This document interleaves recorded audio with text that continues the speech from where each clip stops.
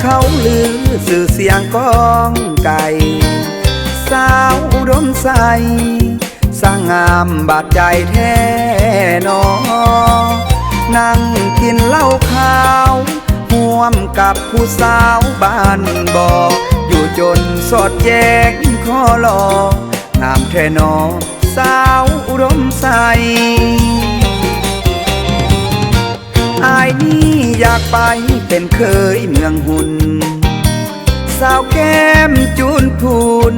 ย่านบุญบ่ฮอดควันใจสาวเมืองนามอนวลละออสิว่าจังใดหากเจ้าสาวอุดมใสเห็นใจอายแน่คนงามแข่งอุดมใสได้ไปแล้วบ่อยากลาส่งน้ำกัดโยละปากับบูชาพระเจ้าสิงคำสาวเมืองปากแป้ง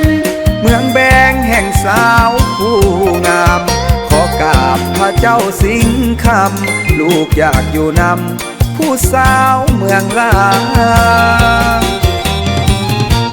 อายนี่อยากมาเป็นเคยเมืองใสสิเหตุจังได้เห็นใจอายแด่ควันตาอยากมาเป็นเคยอยากสิเสยผู้สาวเมืองงาจะหักจนสัวสิว่าหากอายได้มาเป็นเคยอุดมใส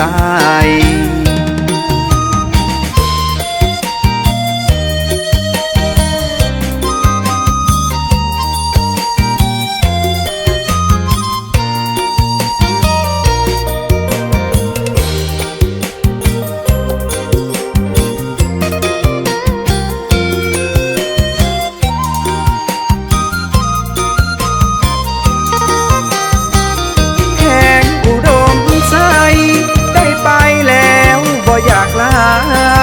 ส่งน้ำกัดโยละปากับผู้สาวพระเจ้าสิงคำสาวเมืองปากแป้ง